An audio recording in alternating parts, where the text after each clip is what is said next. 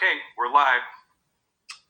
I would like to call this meeting of the Arcadia Unified School District Board of Education meeting to order this April 14th, 2020 at 7:02 p.m. We are all present, and I would like to ask Connor to lead us in the Pledge of Allegiance. If we could all stand, please.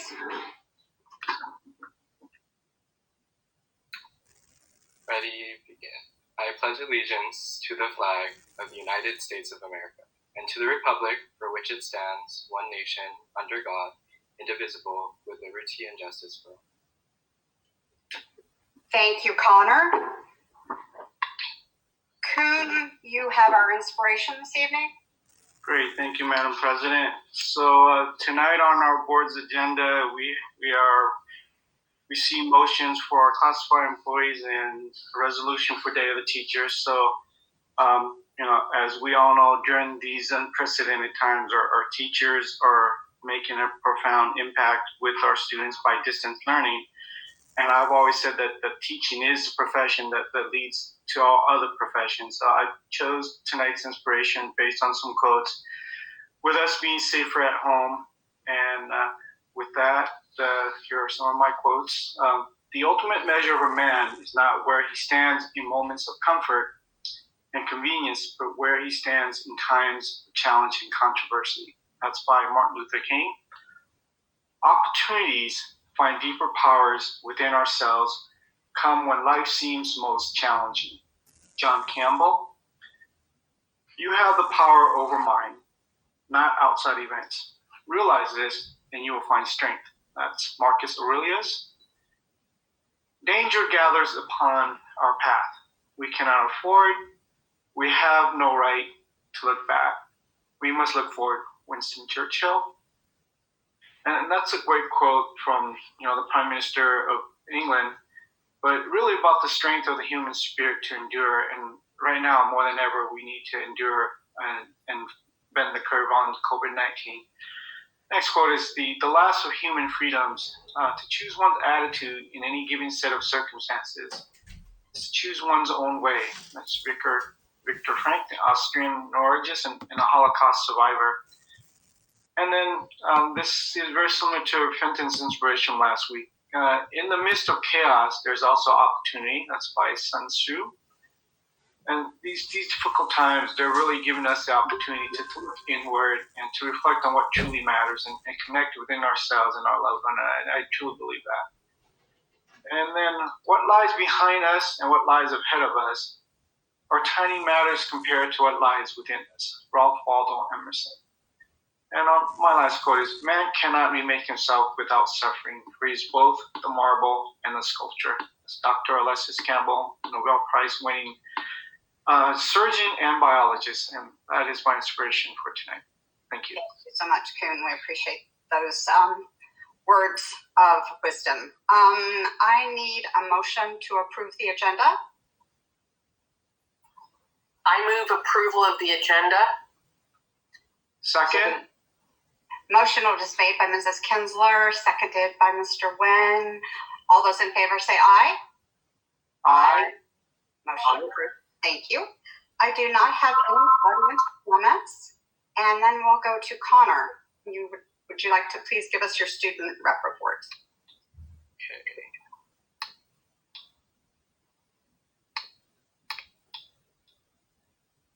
Good evening, everyone. My name is Connor Fall. I'm the student rep to the board, and I will be delivering the student rep report. So ASB continues to meet on a weekly basis to discuss plans for the rest of the year. Business meetings will soon resume this Thursday on a regular basis for organizations to begin submitting forms for the next academic school year's activities. The ASB Vice President is currently in the process of hosting ASB's first ever online spring elections. The Publicity Commissioner will be posting digital posters that the candidates have made on ASB's social media accounts and the ASB website. Online campaigning began yesterday. Preliminary election results will be announced on Friday, April 4th, and the final election reveal will be on Sunday, May 10th. Although ASB cannot physically host the annual spring preview this year, the club's commissioner has been in contact with DCI about creating a video in which clubs and organizations will be given the opportunity to advertise themselves. And along with other ASB members, the club's commissioner is also planning a virtual spring preview set to begin on April 24th. So in In replacement of Sadie Super Week, Junior Council successfully held its first all-school virtual Spirit Week with many students and staff participating in the various Spirit Days. So on Minecraft Monday, ASB hosted 2 Minecraft servers, one for freshmen and sophomore, and one for juniors and seniors, which stayed active for the entirety of the Spirit Week. Students could join the server and play Minecraft with their peers. On Twin Tuesday, students twinned with their friends and screenshotted video calls that they then posted on their social media pages. The Arcadia ASB Instagram page reposted these. On Wellness Wednesday, students were encouraged to partake in relaxing activities such as baking, cooking, arts and crafts, etc., and post their activities to their social media account, which the ASB Instagram again reposted. On TikTok Thursday, students were encouraged to make videos on the app TikTok and duet their friends' TikToks in the comfort of their own homes. The videos with the hashtag ArcadiaVSW on the TikTok app have over 32,500 collective views. On Movie Night Friday, all 4 class councils hosted Facebook watch parties for any student that joined the page to watch with their peers. Seniors watched Ratatouille, juniors watched Up, sophomores watched Tangled, and the freshmen watched High School Musical. And throughout the week, ASB social media pages also posted graphics compiled from a Google form sent out to teachers and students that recommended activities, books, movies, shows, and songs for students, teachers, and anyone who saw the graphics to occupy their time at home. And further, during this unprecedented time, ASB has started a project called the Great Arcadia Takeout. The goal of this project is to support local restaurants and family businesses during these trying times in the area by encouraging families in the district to order takeout and delivery. ASB has created a website, greatarcadiatakeout.ausd.net, where people can access different restaurants and see information such as updated business hours and any pickup/delivery services provided. This website will be updated frequently with new restaurants, as the website includes a Google form to allow any restaurant to participate. Along with that, they have also sent out both an email to all the parents in the district to help bring more awareness to this cause and a graphic on how to practice sanitary measures against COVID-19 while ordering takeout and delivery or buying groceries. Thank you. That is a great idea. I will pass that along to the Arcadia Chamber. We just had a meeting this morning and they were just talking about how much their members are suffering during this time. So that would just be, I think, just very encouraging to see what our students are doing. So thank you for doing that. I just love how inventive and creative you guys are, and you can help us older people do a better job of that. So thank you, Connor. Please tell all the students how much we appreciate that. We will move on to action items, and we have Resolution 1400, Classified School Employee Week, and 1401, California Day of the Teacher. Great, thank you so much. So I'm going to speak to both of these resolutions, which appropriately celebrate and honor the many outstanding employees we have here in AUSD. So the first resolution, 1400, designates May 17th through 23rd as Classified School Employee Week. And the second, resolution 1401, designates May 13th as California Day of the Teacher. So if ever there were a year to recognize our outstanding staff, I think this would be it. They've had to pivot on a dime to serve students in ways we would not have imagined months ago, from distance learning to serving meals to families each day during the closure, and the list of accomplishments just go on and on. Our staff have demonstrated incredible flexibility, empathy, and service during this unique time. So with that, we recommend for approval resolution numbers 1400 and 1401 in recognition of teachers and classified staff. Okay, could I have a motion to approve resolution 1400, Classified School Employee Week? I move that we approve Classified School Week, resolution 1400. Second. Motion was made by Mrs. Chavez, seconded by Mr. Ng. Are there any questions? Having no questions, all those in favor say aye. Aye. Okay, motion approved. Could I have a motion to approve 1401, California Day of the Teacher? I I move will- approval of Go ahead. resolution 1401, California Day of the Teacher. Second. Okay, motion was made by Mr. Wen and seconded by Mrs. Kinsler. Are there any questions? All those in favor say aye. Aye. Aye. Approved. There were no items removed from the consent agenda, and I will go. Thank you, Kevin, for those 2 items. We'll go on to information items, the Williams Settlement Quarterly Uniform Complaint Report Summary. David. I believe there has been no filings or reports, but I will get a confirmation from Dr. Forsey. I'm happy to report there are no Williams complaints filings for this quarter. Very good. We have the next item on information items is the COVID-19 emergency facilities closure update. Yes, thank you, Lori. Before we begin to go through the different departments and hear some reports of what's going on, just acknowledge that it's been 3 long weeks since we last met. Even though spring break was in there, even in normal times when students and staff, a lot of our teachers are off. Spring break is a very busy time for so many of our staff, especially our classified staff doing projects on facilities, etc. This was one of those extraordinary events where I think everyone was still working over spring break and preparing for our students back on Monday. Want to just acknowledge the why behind so much of this struggle and challenge of disruption to our daily lives right now, both personally and professionally and in our school community. This started because at the top of our priority for everything we do is the safety of our students and our staff and our Arcadia family.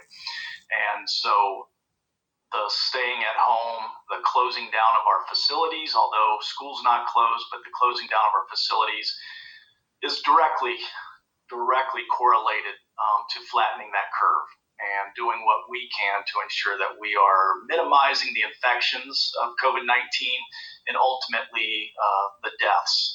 And it's so easy to pick up the paper, to read online the statistics, and to just remember that behind every one of those statistics is a family that's struggling and grieving right now. And so I just want to say thank you, because I know with every one of these decisions that we make, ultimately that has resulted from that first big one to close the schools, that this has impacted every single person's life. And I just want us to remind everyone and thank you that the last time I checked today, it was 23 infections in Arcadia with 0 deaths at this point. And I just think compared to where we were a month ago and hearing the possibility, if we did nothing, of where that could be in Arcadia and to where we are now, I'm just very pleased with everyone's efforts. And it'd be better when it's 0 infections and we can all return. But I just want to say thank you and remind everyone that you are doing your part and we are saving lives. So thank you. So I'm going to ask that my department leads go around and share just so much work that's going on behind the scenes to ensure that we continue to move forward. Some operations that are continuing as normal, and in some places we're having to reimagine what teaching and learning looks like. So let's start with our Assistant Superintendent of Business Services, Dirk Esslin. Hi there. Thank you. Good evening, everyone. Again, this is Dirk Esslin, and I'll give you an update on business services. I'm going to start with the not great news about our economy and then hopefully finish with some better news. So just yesterday, UCLA updated their economic forecast. And as expected, it's not great. They're saying that by the end of this year, 2020, they expect the U.S. GDP, gross domestic product, to decline by 9%. They're saying that unemployment will be at 13% nationwide and even worse in California. And we've already started to see some of that. The prior 3-week total for unemployment filings is almost 17 million people. And the California Department of Finance thinks that our unemployment levels could be worse than during the Great Recession.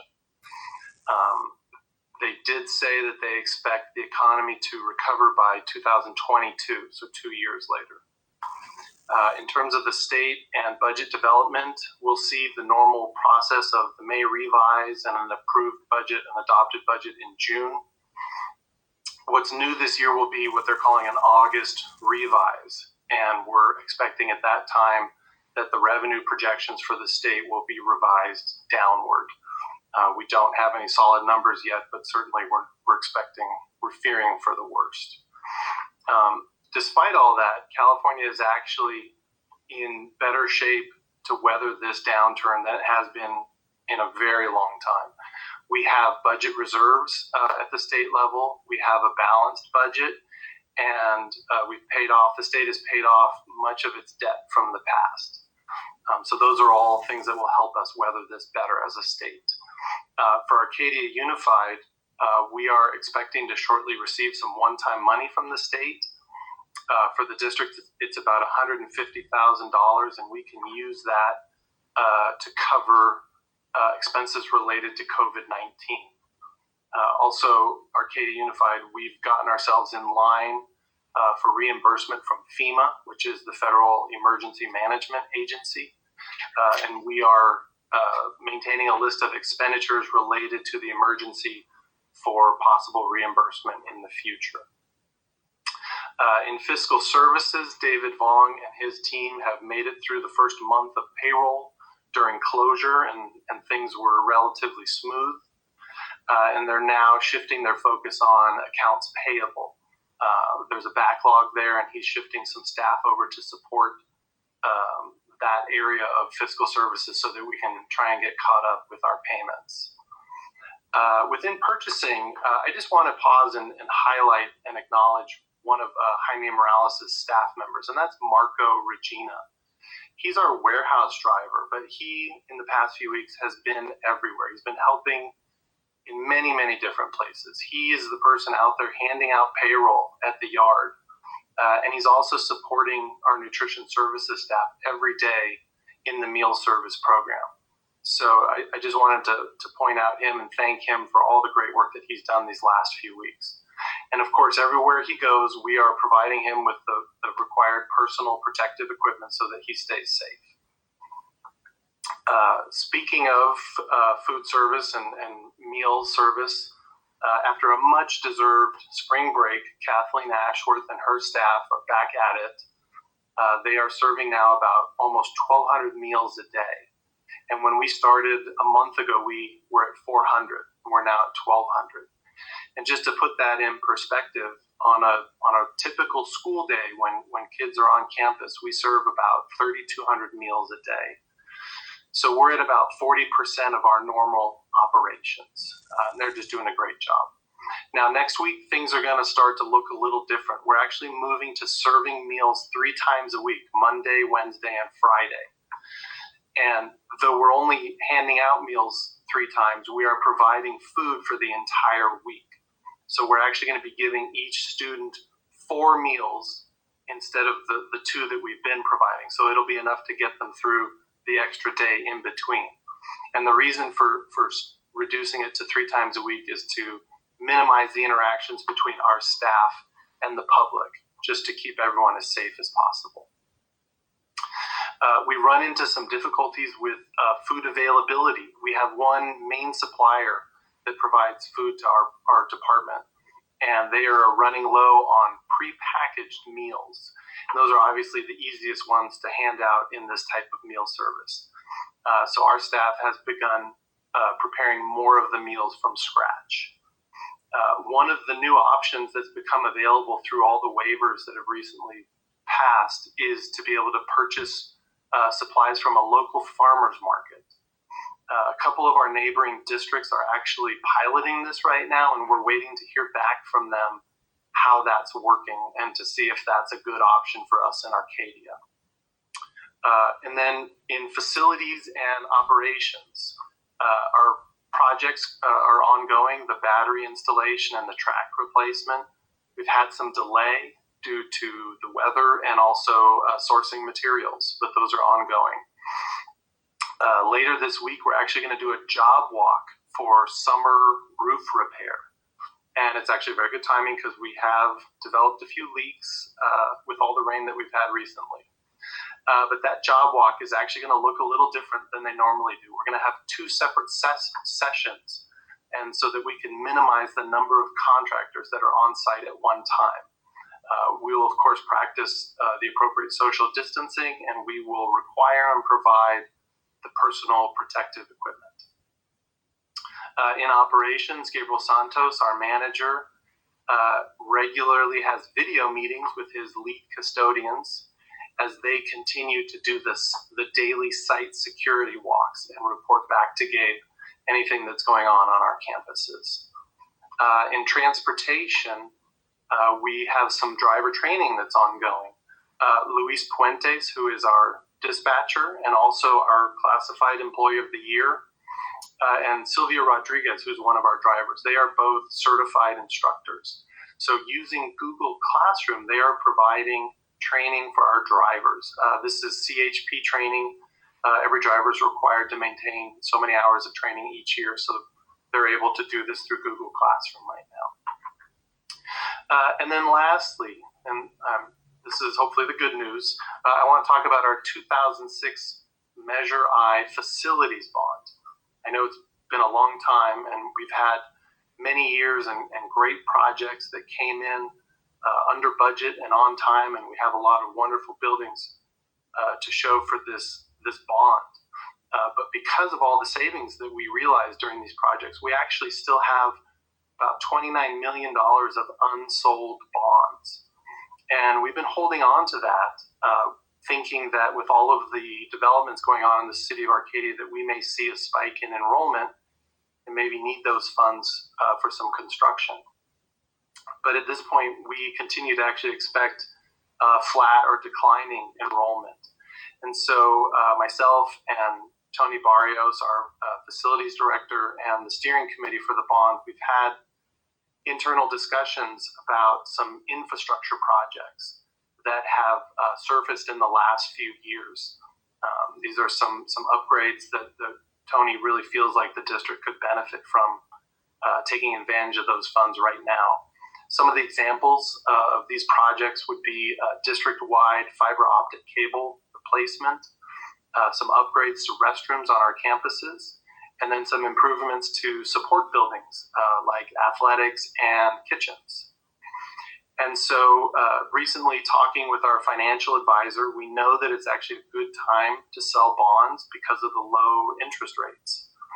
And we can also take advantage of our the expected reduced cost in construction as we move into this economic downturn that we're expecting. And so while overall that is not a good thing for the district, at least in this one small area, there might be some opportunity for the district to take advantage of. And that's it for me. Thank you. Great, thank you so much, Derek. Appreciate it. David? Yeah, and I wanted to pause and thank you for letting each of the reports go. But then if we have questions, please write your questions down and let's ask them after each person is finished. So if we'll just open it up at this time if anyone has a question for Derek. Does anybody have any questions of Derek? Great, we appreciate Derek. It sounds like you've got everything running very, very smoothly. We really appreciate it. And thank you for ending on a good note. We appreciate the good notes. And I understand the nuance of talking about a recession as a good thing, but all of us that were here for the bulk of the construction project from Measure I remember how much we got for our dollar. You know, every building came in under budget when we actually went to shovel. And so, you know, I appreciate Derek and David looking into this, Tony and Gabe, you know, just trying to capitalize and maximize all of our dollars. So I appreciate that. All right, we'll move then to our Assistant Superintendent for Human Resource Services, Dr. Kevin Harish. All right, thank you so much. I'm going to switch on a presentation here.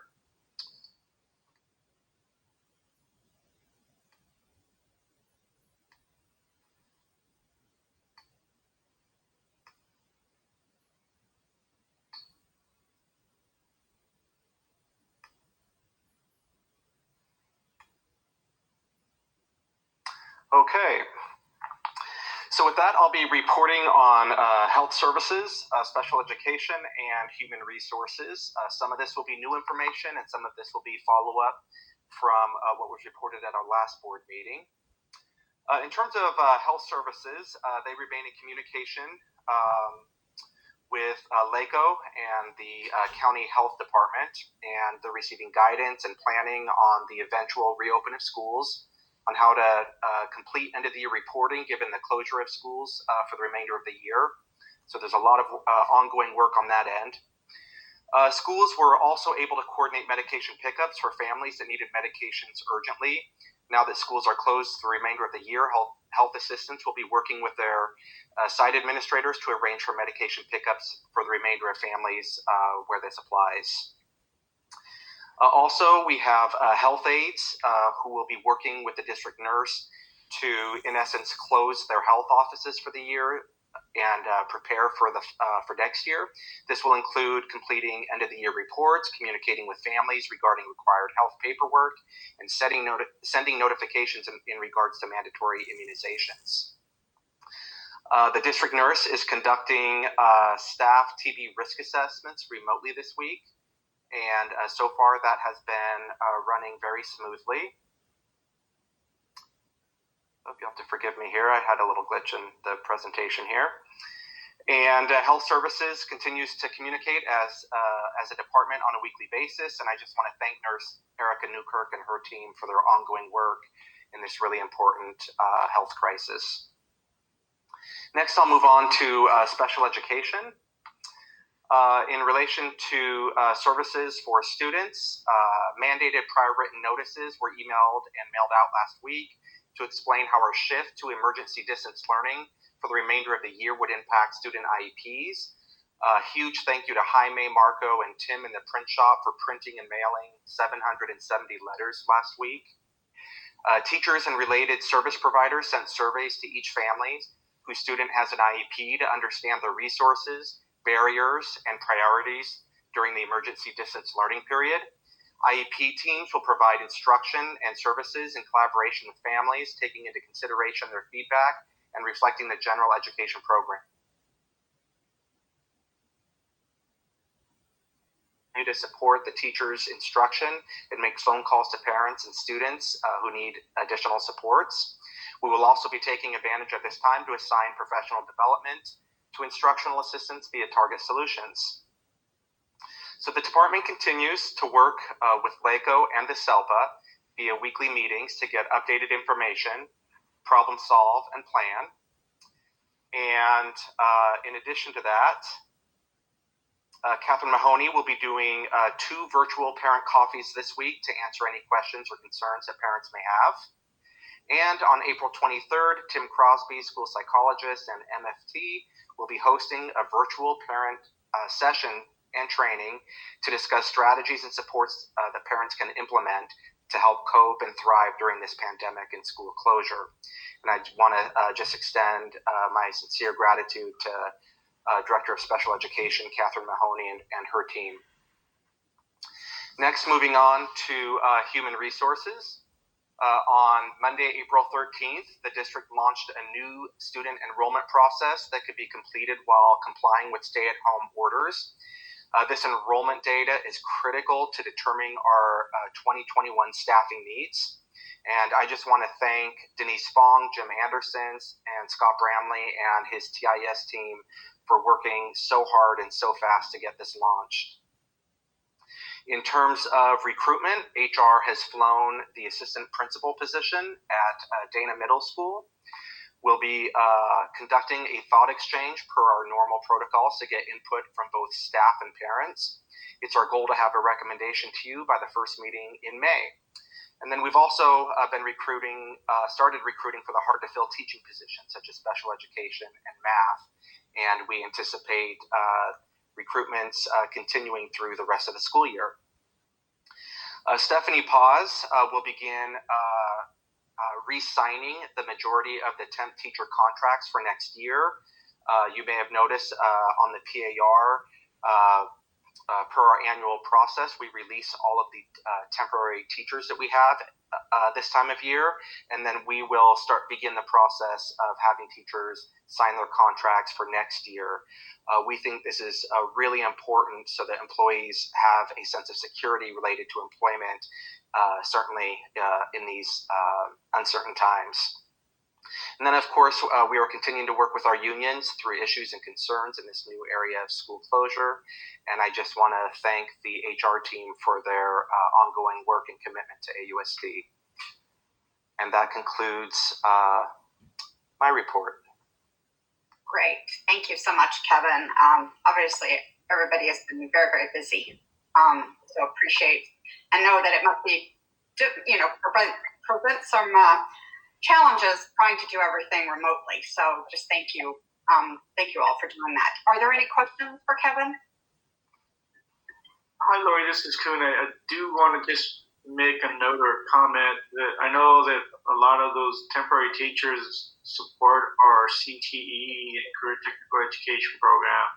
So these are they temporary, but how are their compensations being affected in light of the current school closure? Are they still being paid because they have contracts, correct? Correct, you got it. Their contracts run for the duration of this year, and we are paying all regular employees through the end of this year, so nobody's being impacted from a compensation perspective, and we'll get them back on contract for next year. Great, thank you. You're welcome. Anyone else? Okay, thank you so much, Kevin. Appreciate it. You're welcome. Yeah, so next we'll move on to Assistant Superintendent for Educational Services, Dr. Brent Forsey. Brent? Okay, can you hear me okay? We have you. All right, I have 6 updates for you, and I'd like to start with probably the one that is on everyone's mind is our process that we went through to reach our emergency guided distance learning plan. We worked with ATA and kind of a planning committee of ATA and principals to come up with the communication that we eventually sent out. We met 3 times virtually for a total of about 4 hours over those 3 meetings. And it really was an iteration and an evolution and ended up in a very positive place, ended up with a plan that we could all support and felt confident sending out as a joint communique, which I was very thankful to our ATA partners and their commitment to do it as a joint venture. That communication went out to teachers towards the end of spring break, and then Ryan included it in a communication to other staff and to our parent community later that weekend. We have coaches and administrators setting up a professional development schedule. And so we have coaches giving a lot of personal support to teachers for specific things that they need support with. But we're developing a schedule so that multiple times a week, if a teacher wants more training in a specific area, they will know, I can get that on Wednesday at this time, or I can get this on Thursday at this time. And so it won't be as individual, but they can get maybe groups of teachers joining these virtual professional development opportunities. Jim Anderson is continuing to work on our students that may be experiencing crisis. We know that doesn't end, even when our entire country and globe is in crisis. And so working on keeping the crisis teams at the sites established.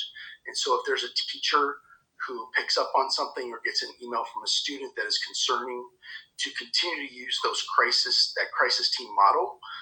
Also knowing that the Department of Mental Health will be more intimately involved, because many of the nuances that our teachers pick up on are physical. The kid is acting differently, or they notice something, and a lot of those cues are gone with our social distancing.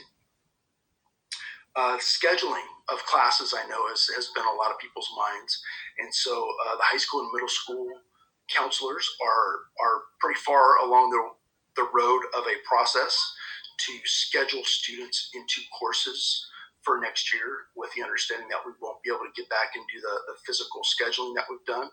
And so they started, to their credit, they started working on that almost immediately, with a concern that if we didn't come back, they had to have something in place. So they're well down the road of having that scheduling, that virtual scheduling process in place. And then finally, graduation is another thing in a lot of people's minds. And so we're in conversations about what a graduation culminating ceremony could look like, whether it's virtual or even physical. And so we've bounced around the idea a lot of, does it need to be virtual? Should we just give up on it and say we're not going to be able to do anything? And I think we've arrived at, we don't need to make that decision yet. And so we do have conversations and planning for some kind of virtual event if we have to do that. But we are not ready to give up on some kind of graduating ceremony for our outgoing seniors, even though that may not be on the date that is prescribed now. We've already spoken with the racetrack, and there's a commitment from them to be as flexible as possible and work with us as well. So I'm really excited that we have made a commitment to continue that. And that is my report. Thank you. Thank you, Brent. I just want to add a couple things.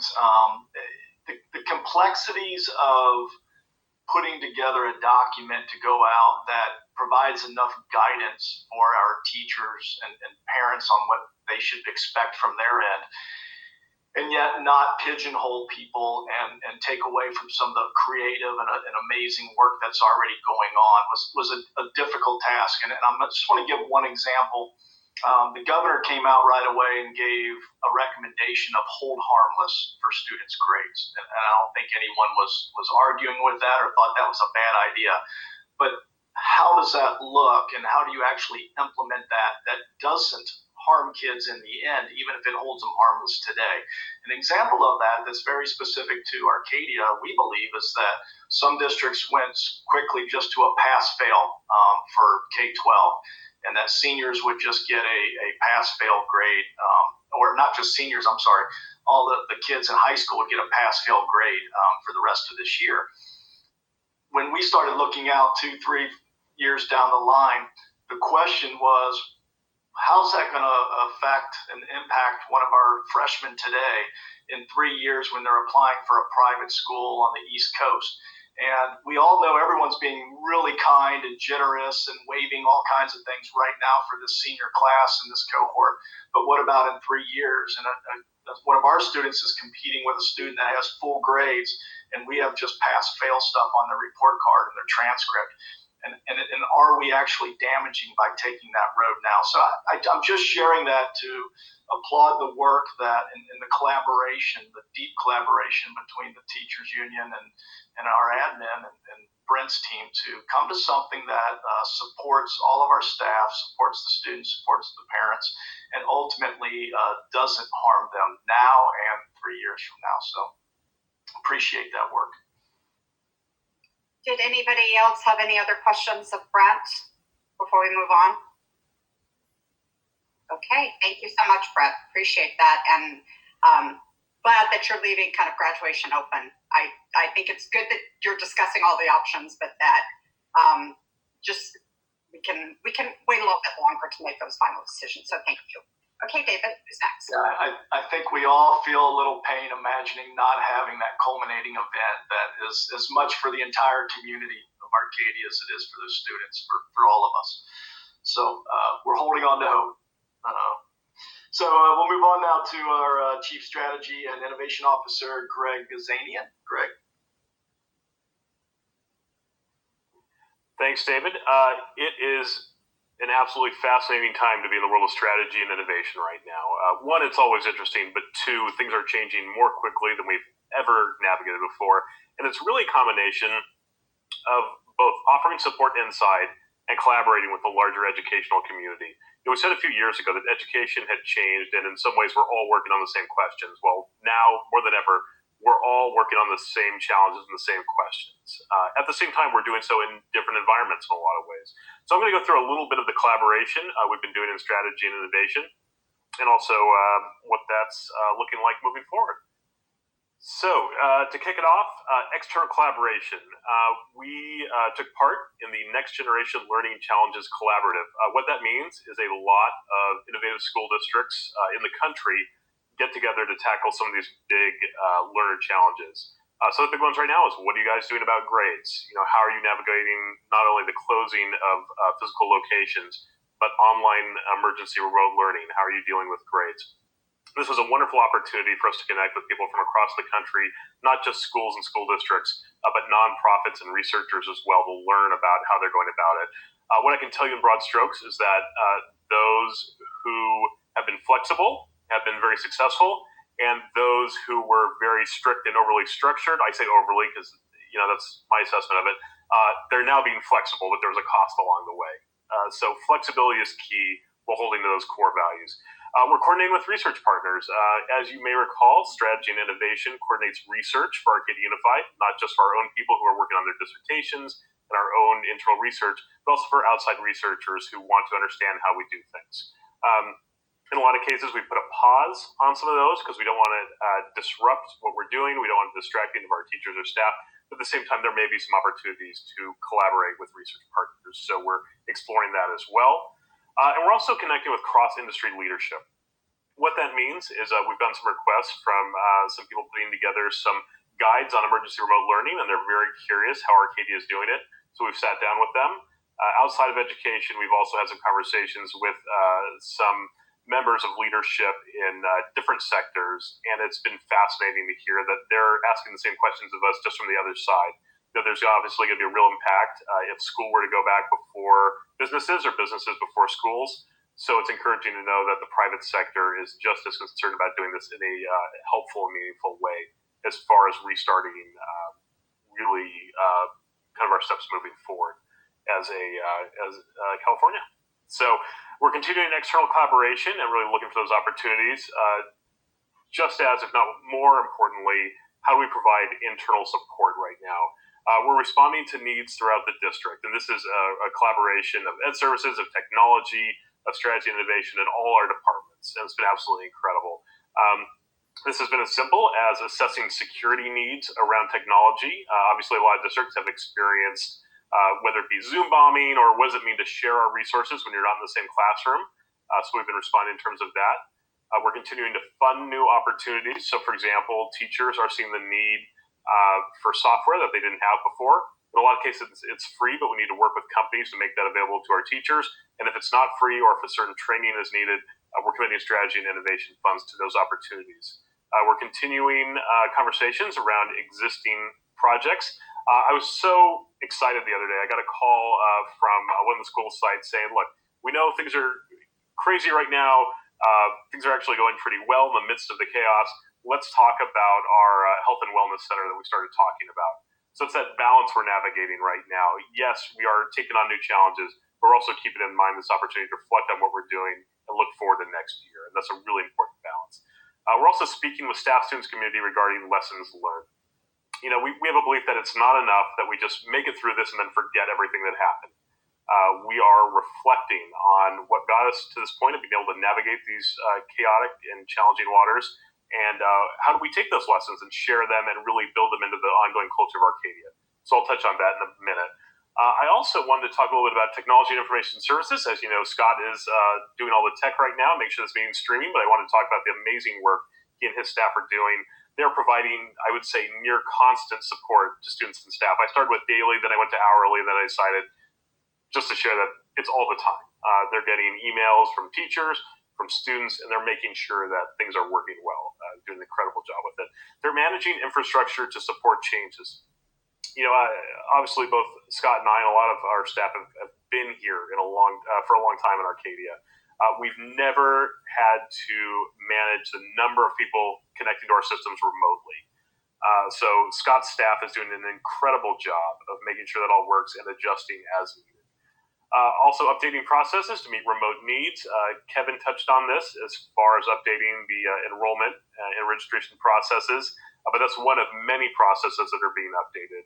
Obviously, business services and fiscal services have been adapting as well, and technology's been doing a great job at that. And this is a big one that's really important, replacing Chromebooks as needed. Our Chromebooks are running well, but every once in a while they break and will continue to break at home. Normally at a school site, they would just drop those off at the library, but that's not the case now. So Scott and his team have been creating opportunities to swap them out. And it's important to note that if a student has a broken Chromebook or staff has a broken Chromebook, they don't come and sit there for an hour while it's fixed. They will just swap it, put it down in a very safe way. As soon as Scott's team gets it, they'll disinfect it, and they'll give the student a new one. So much like our food services meal distribution is being done in a safe way, right now it's happening once a week, and we'll continue to roll that out. So ongoing, once a week, students will have the opportunity to swap out those Chromebooks as needed, and Scott's team is adapting as needed based on the quantity of Chromebooks that have that need. So with that said, when we talk about lessons learned, how are we going about that, and what are the goals? One, we're going to review practices and how they're impacting our ability to navigate these new waters. We're seeing a lot of districts who are doing well out there and a lot who are struggling. We tend to be doing well. Certainly we have our challenges, but what we're hearing from staff, from students, from our community, is that they feel supported. So we're going through and learning, why is that? What have we done that has gotten us to this point, been able to manage really just an unpredictable change in how we do business so quickly. We're going to carry out in-depth interviews with staff, students, parents, leadership, and community members. We've done this with values. We've done this in exploring our purpose before, and we're going to do it in the biggest shift in how we do education, I think, in any of our memories. So we're going to go deep. We're going to learn from that. We're going to write up those lessons and share them out with our stakeholders. Because really, that's how it becomes embedded in culture. It's not just, it feels good, we feel like we're doing well. We're going to do some deep dives in those conversations and learn as much as we can. Just a quick preview of what we're learning so far, and this is by no means extensive. Offering agency not only leads to trust, but to deep competency as well. When we talk about student agency in Arcadia, it wasn't just student agency. It was offering agency to our staff. We trust our staff. We've given them the tools they need, and we've given them freedom to engage with their students in the most healthy and effective way. And that's paid off. What we're finding, our staff not only has that trust, and our culture in Arcadia only has trust, but people are building and owning their competencies as well. Our teachers do an amazing job. They're owning what's happening in their classroom, much like they have for a long time in Arcadia, but it's really serving us well, and that we trust our teachers to engage with our students in a healthy way. One thing we've noticed, rigid systems break under pressure because they assume too much about the environment in which they work. Flexible systems based on solid values work well under many different circumstances.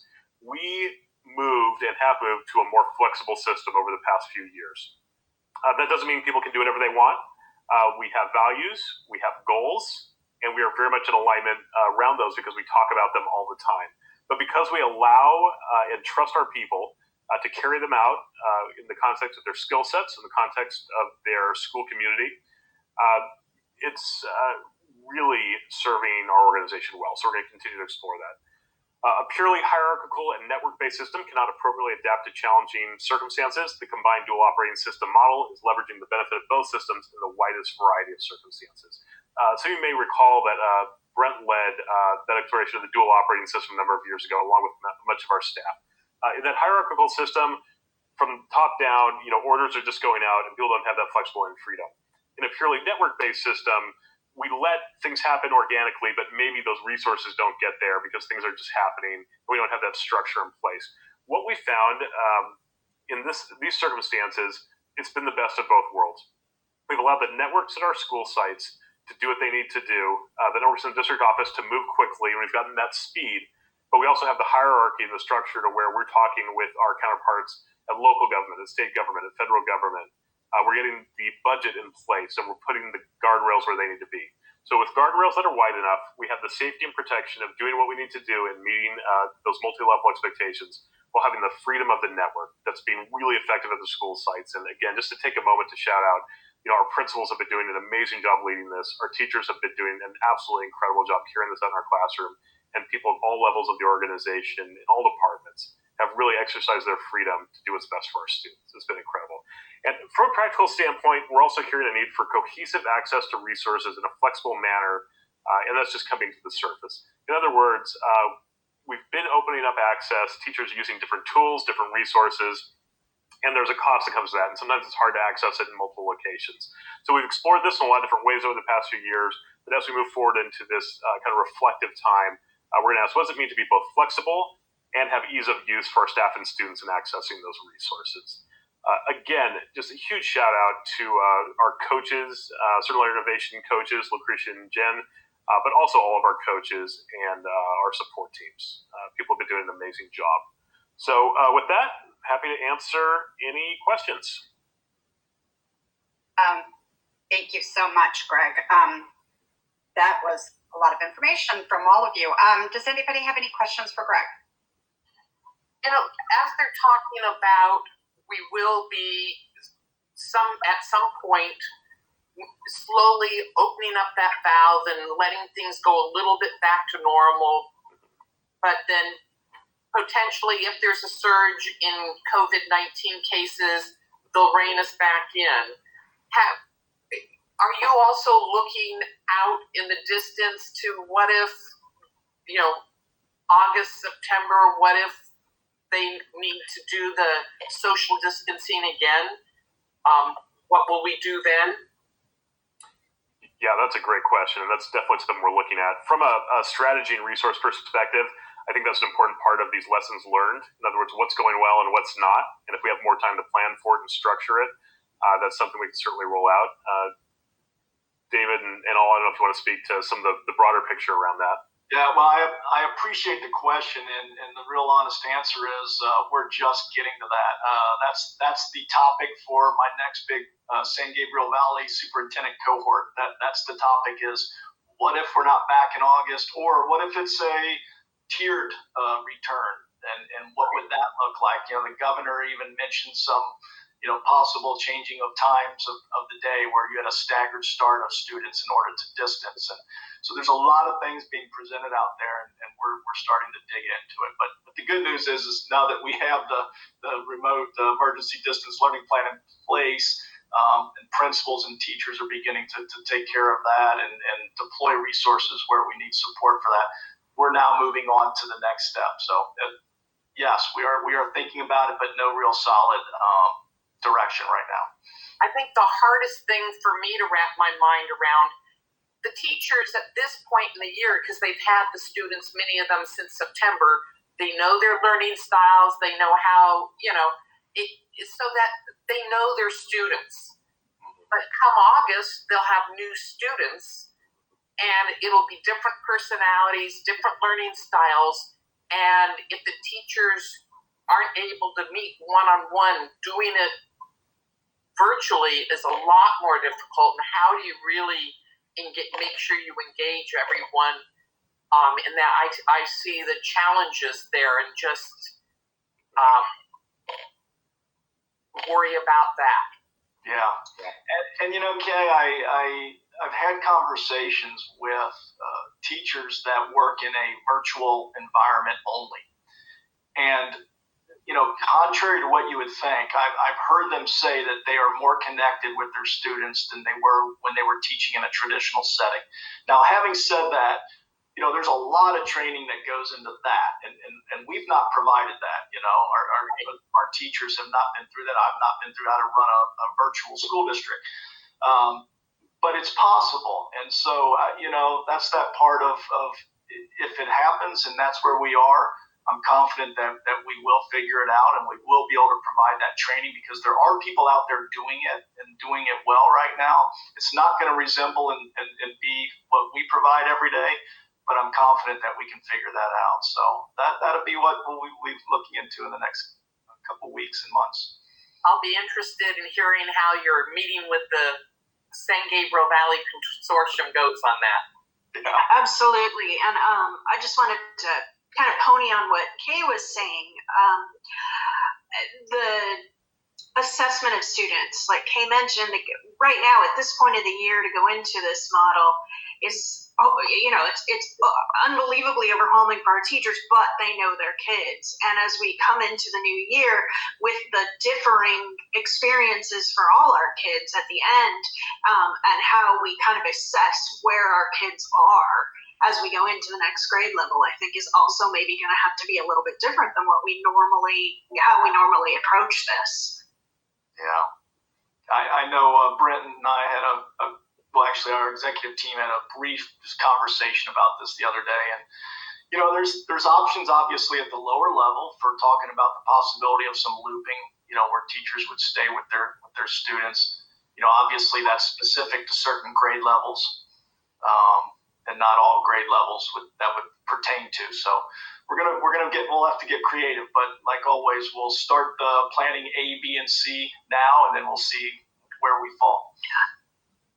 I really appreciate the proactivity and just that realm of imagination that I think we are applying to so many of these things. So thanks. Absolutely. Yes. Thank you. Thank you, Greg. Any other questions? I just wanted to highlight also what Greg had mentioned, that we would be communicating additional information to our stakeholders in the community in terms of what's going on. What does our current classroom look like? I think people are curious and they're all questions. So I just wanted to point out that I feel that's really important. Yeah, absolutely. Thank you for that. I'm just really glad that we're capturing this. I think sometimes you're just trying to keep all the balls in the air and you forget to maybe take notice of where the balls are and what you're doing with the balls. So thank you. Absolutely. For making that effort. I know that can get lost sometimes. So really appreciate that we're trying to capture that and learn from it and provide that context and that perspective. So that's really helpful. David, anything else? No, that's it for the report. So thank you. Well, thank you, everyone. We really appreciate it. Really feel like after these meetings, we have a much better idea of what's happening, and hopefully the people that are watching also feel more confident in kind of how we're approaching this and how we're doing things. We will now go to comments of board members. So we will start with Kuhn. Actually, I think we have consent agenda items to approve. Sorry, thank you. Yes, I need to approve consent items A through C. I move consent agenda items A through C. Second. Was made by Mrs. Chavez and seconded by Mrs. Kensler. All those in favor say aye. Aye. Okay, motion approved. Thank you, Kuhn, for reminding me about that. And then we'll go back to you. Okay, great. Thank you. Well, definitely want to express my sincere appreciation to staff, Dirk, Kevin, Brent, and Greg for your report, and all under David, your leadership. Yes, no one trains you to run a virtual school district, and so far you are exceeding expectations. I mean, it's not something we planned for. And you did mention on the governor's pass-fail and then the safe haven kind of like approach, but for students that are going to be finishing 5th grade and moving on to how do those, no one at the middle school knows what 5th grader is like, and all 3 of our middle schools and our high schools, they're not going to know what this freshman's like. So these are definitely unprecedented times. I'm sure you guys are going to wrap around that, but also just in light of what's going on, I also want to thank Ryan and your public communication team, and just with your digital communications intern. We have a 17th update now. There's a lot of challenges. Lastly, I want to show, I'm so proud of what Weber Lynn, one of our freshmen at the high school, using his 3D printer to make masks. And they take 4 hours to print each one, but that's what he spent his spring break doing.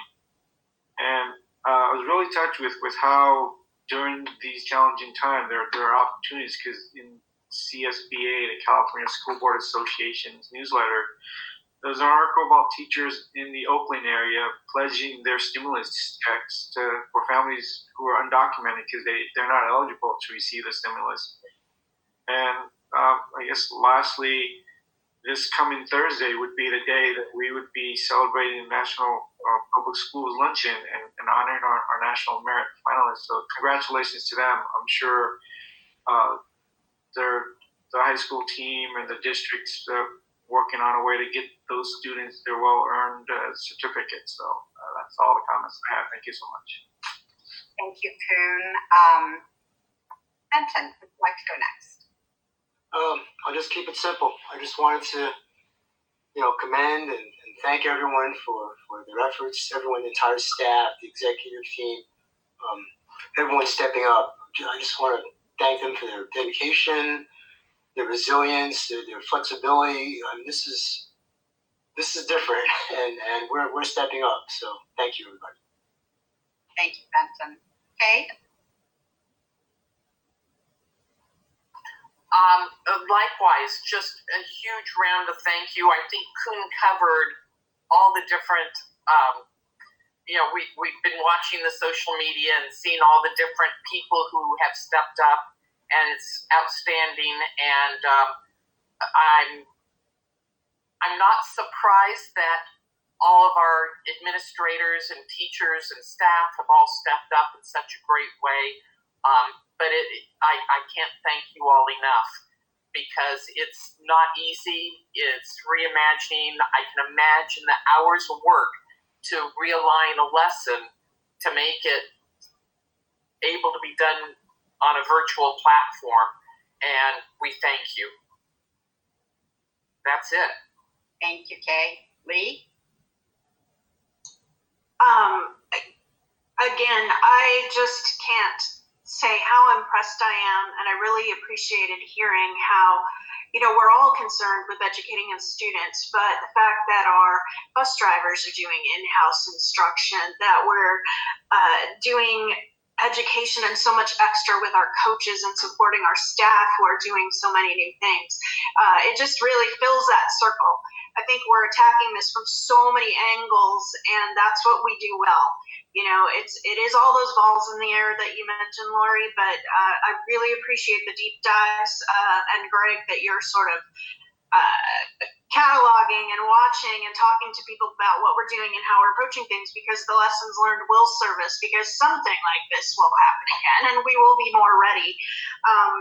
And I just want to end on, appreciate everyone's on the exec team's reports and how much work is going into this on every team. But I'm going to just end with kudos to our students who have just found such creative ways through social distancing to keep school spirit alive, staffs who are reaching out to those kids and the way the kids are responding. And the creativity is just super impressive. And it is sort of, from all the reports that we're getting, and the kids, we are making lemonade out of the lemons that we've been served. So keep it up. Absolutely. From all of you, very well said. David and I did participate in the chamber meeting this morning. And as David said, there have been 23 cases in Arcadia. One thing that the city was talking about was just kind of as a metric, there's some kind of layoff notice that has to go to the city to let them know who or what businesses around them might be either laying off or moving. And they said that this is like 50 or more employees. So it's mostly the big companies that have to do this. And they said usually they get 1 to 2 of those a year. They've been getting 1 to 2 of those a day. That's a very scary statistic. They said a lot of it appears to be temporary. So we're hoping that once this is over that everybody will begin to get back to normal. But at this point, the city is very, very worried about their budget, really feel like it's just going to be devastated. And they're going to have a May 19th budget study session to talk about it. They feel like there's going to be a 30% drop in sales tax this year, and it'll probably be even worse next year.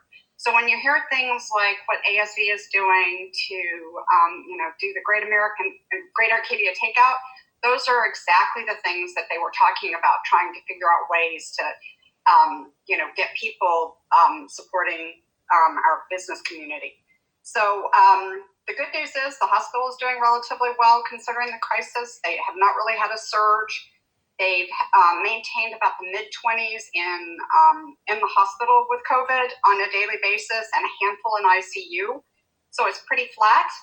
They were saying, if you do need to go to the hospital for something else, they are there and able to help you. So that reassures our community that our infrastructure, like the hospital, is working. Real estate is still an essential business, although they do have parameters as far as showings. The racetrack is closed, except they are training. There is some concern with the racetrack that Arkansas and Florida is still racing, so they're worried about those horses moving. So, but they are beginning to reschedule races for the fall. And I was very happy, Brent also said this, that they're working very closely with us to try to give us as many options as possible for our graduation. If you notice lots of cars in the parking lot at the track, that is not the track running. That is Enterprise using it as a rental storage. I thought that was a very inventive way for them to make money. So glad that everybody's working together. David did a great presentation and just reminded everybody about space and grace. And one of the things that is kind of our new tagline is life is about waiting for the storm. Life isn't about waiting for the storm to pass, but learning how to dance in the rain. And I thought that's kind of like your statement about making lemonade out of lemons. And, he just reminded us that this is an opportunity for us to stretch and grow and reimagine education and learning. And I think that's so true. The other thing is the Arboretum is still open for walking. You do have to make an appointment if you're a member, and you do have to buy a ticket before you go. And the chamber is very worried, and the city said they may have to cut their budget. So the chamber is very, very worried. So, and they think they will be down about 25 to 30%. So there's real concern in the business community and the city about what's going on. And but it was very good to see everybody coming together and making, trying to brainstorm ideas about how to support the business community and how to help. And it's just good to know that everybody's working together to make that happen. So it was encouraging in that, but discouraging, and what a devastating toll this is taking on our community, not just in their health, but also in so many other ways. And it's just hard for everybody not to be together, but I just love the inventive ways that people are coming up with ways to make that happen. So once again, thank you so much to everybody in our district. I know I say this all the time, but I'm so proud to be a part of it, and just so proud that we have people that work so hard and are just always thinking, keeping our kids front and first and foremost. And they have their own kids to worry about, and it's got to be hard to have kids running around in the background in private teacher class. So just thank you to everybody for making it all work, and just supporting each other. Really appreciate that. And with that, I will give this to David, and I will close out the meeting. Thank you, Lori, and I hope you don't mind, but I accidentally passed over Ryan Ferran in the reporting. So if you don't mind, I'm going to let him have a few moments to share a little before I do my closing comments. Is that okay? I certainly love to hear from Ryan. Ryan. Thank you, Dr. Bernalstal. Good evening, board. Great to be with you as always. And as we wrap up our second virtual board meeting, just to take a moment to celebrate that we've done 2 virtual board meetings, and the work Scott and TAS has done is just remarkable.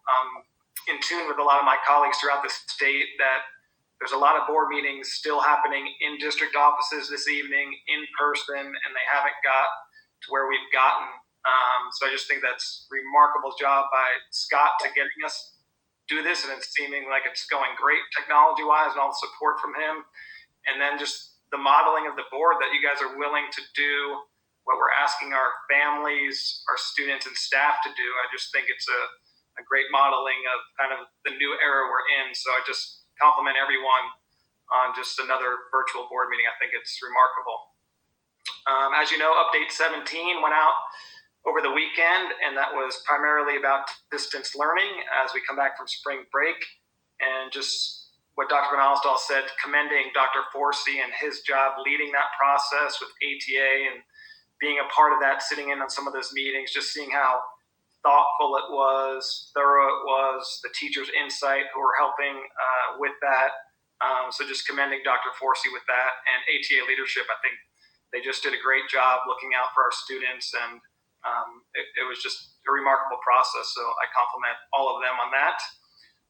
In addition to so we send out the district updates, and we put those on our website and put them on our social media so everyone can see them for transparency and get the information out. But I just want to remind people that our principals are doing a remarkable job too in putting out communications to their families about what's happening with specific needs as well. So we talked in the last board meeting about communications really is a team effort throughout the district. It's not just me. The executive team has been fantastic, our administrative council team, but the principals have really done a lot to support their families and students with communications as well. And the community as a whole may not be seeing those, board members may not be getting those directly, but I just appreciate the principals following up with specific needs to different schools and the different levels. I think it's just been fabulous. I really appreciate their support.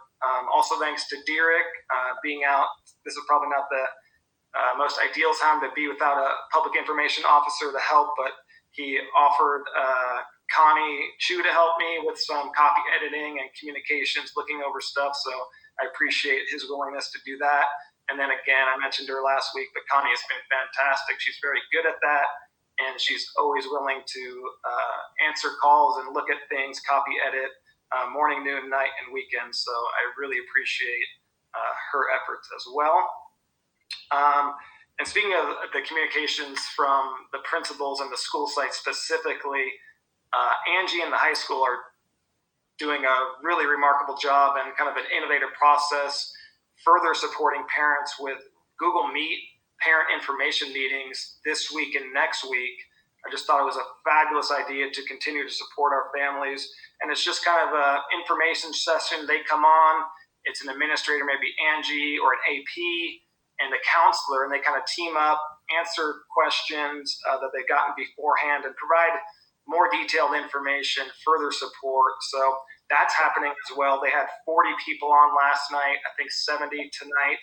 And I just think it's such a nice, another added venue and support level that the high school's providing. And they have different issues with grades and transcripts. So I just think it's another level of great communication that the principals and the high schools themselves are taking on. So that's been fabulous to see. As Kuhn mentioned, I appreciate that. I'm still having my DCI meetings with our digital communication internships. I asked them on spring break too, hey, do you guys want to meet on spring break? And all of them that responded said, yeah, we'd love to meet. And so we even met during spring break, which is great. And it's great seeing everyone's faces and sharing ideas and what we've been up to. And yesterday's meeting, I asked them about update 17 and distance learning, and I wanted to get all of their thoughts. So we do a virtual circle and kind of a check-in, and that was one of the things I wanted to check in about is what they thought about the distance learning, the update, and how it's going. And they all felt really supported. They appreciated the flexibility within it. So it was good to hear how much support they felt. And they really complimented the teachers too, as far as pushing out stuff. And the teachers are talk about communications being teamwork, but the teachers are really supporting them as well because they get questions directly and they felt they're getting a lot of work pushed out to them. They're getting support, questions, answers. So it was great and refreshing to hear from my interns that they felt the distance learning was very reasonable. It was flexible. So to hear their level of support was great to hear, and I thought I would pass that on to everyone else. And speaking of supporting our students further, Jim Anderson and we started a project earlier this year. As you know, mental health and supporting our students' emotional well-being is huge for us, a top priority. So we started working on a web page and creating that. And obviously with things happening, that got derailed a little bit, but we picked that back up. Jim's doing a great job. We've kind of curating resources, putting them together. And I think within 2 weeks, we'll have a really nice web page to help with that emotional support, videos and tips for parents to talking to their students, their children about going through a crisis, and different avenues for that. So Jim's done a great job. We're working together on that. And so we hope in a couple of weeks we'll have that as a further support with that, all the stress levels. And it's an uneasy time. So we think that'll be great. And then going what Kuhn said about Weberlin and schools closed but hearts open. When we have time, we're really focusing on trying to get those positive stories out there and kind of saturate our social media with those. Look at our Twitter, what our staff are doing about their interactions. So I'm really trying to push those positive stories out. Thanks to Lee, she sent me a great one too about one of our alumni, his quest to hike the Pacific Trail, Alex Berger. And I didn't see that story, but it's just our alumni are doing so many amazing things, and we're really trying to focus on getting those positivities, because as all of you talked about, there's so many silver linings with this. We're seeing so much innovation, and Weber's freshman in high school, he's making 3D printed masks. I mean, how amazing is that? So I'm trying to push as many of those out there. And our other alumni that was on Jeopardy, I think she's going to be back on tomorrow night. So that's super exciting. So we're pushing that out. We put some clips out there. Two of our current high school students, two DCIers, were just featured in LA Times article about college decisions and kind of COVID-19's impact. So look for that coming soon. And we're trying to share what some of the folks are putting on Twitters, making great collages from the school sites. Holly Ave did one, a couple other schools. So we're concentrating on getting the positivity out there just to reinforce just how amazing our students and staff are as well. Thanks for the opportunity. Thank you, Gina. Thanks, Ryan. And with all the talk about our amazing students, I realized that we didn't hear from Connor. Oh, sure. Yes. It's okay. So going off of what Mr. Fran said, it is the beginning of April, which gives us about a month-ish before AP exams. And from now until the AP exams, obviously, teachers are starting to pick up their curriculum. So I just wanted to talk about how we as students are like progressing from that. So I basically just got a bunch of different people telling me like all their work is starting to pick up, and that's just in preparation for AP exams. Just earlier today, I had a call with one of my friends, and we were talking about English, and she was like, it's like we're back in regular school again, just due to the amount of work that we had to do. It's completely manageable, obviously, since we're staying at home, but it's just a testament to how much teachers are working with students to navigate through this crisis and to make sure that we're still prepared for our AP exams. There's constant Zoom calls with teachers to make sure that we have the support that we need and the resources that we need. I was just looking at my APUSH calendar today, and my APUSH teacher is hosting a call every single day on different aspects of APUSH, whether it be like the exam or different content stuff. And it was just really refreshing and inspiring to me that we as a community were just working together to adapt to this crisis and make sure that we're still receiving the quality education that we know Arcadia provides. And like many of you said, students are adapting creatively and finding new ways to sort of impact the crisis in any way that they can. Earlier today, one of the students in my grade, he posted something on Instagram saying that for every like on his post, he would match the likes in ask donations to some hospital in the SGV, and it's just being spread across students' pages right now, and that with like the Great Arcadia Takeout, and as you guys mentioned, Weberlin, it's just very positive student interaction and seeing that students can move forward and find creative ways to address the crisis in their own ways.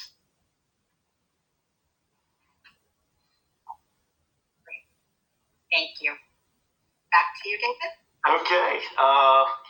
So with that, Lori, thank you for mentioning about the space and grace, and I did open with that at the Chamber of Commerce meeting this morning, and just thanking all of the leadership in Arcadia, because we were asking for space and grace when this all started from the community, and giving us time to just make the wise decisions and have the time to think through some of these things that are coming out in live time.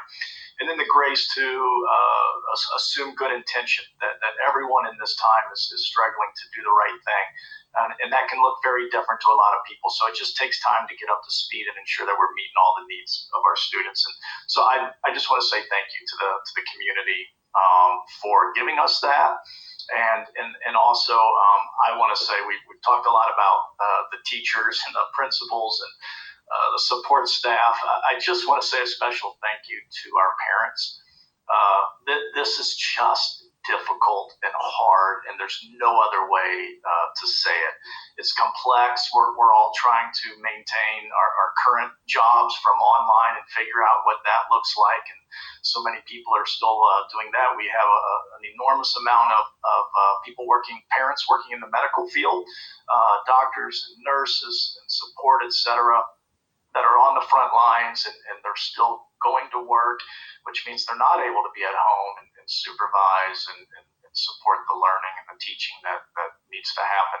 So I'm just empathizing and want to say thank you. And that was in our hearts when we were writing that guidance plan, for the grading and for how we're moving forward, because that flexibility remains key. We do have people that want everything, and we want to be able to provide that, and we still have families that are just in survival mode and on the Maslow's hierarchy. They're just trying to survive right now, and we also need to meet that need first. So just a thank you and recognition that it's a difficult time to be a parent and to be asked to be the teacher at home and supervising and trying to maintain your own job, and we feel for you. So I'll just close with that. Thank you, Lori. Great, thank you, and thanks Ryan and thanks everyone for just reminding us all the incredible stories, all the incredible positive stories that are coming out during this very difficult time, and each one of you really focused on the whole child. It's not just about academics; it's the whole child. It's emotional wellness. It's and it's just not the child, it's also the family. And to hear that we're going to be, that Catherine's going to be doing some Google Hangouts with parents of special ed kids, I'm sure that will be a huge opportunity for them to talk with each other and to feel like they're still part of their community. So just really appreciate all of those special things that we do in Arcadia. So with that, I will adjourn this meeting of the Arcadia Unified School District Board of Education for this evening. Thank you, everyone. Yeah, thank you. Thank you. Good night, everyone. Good night.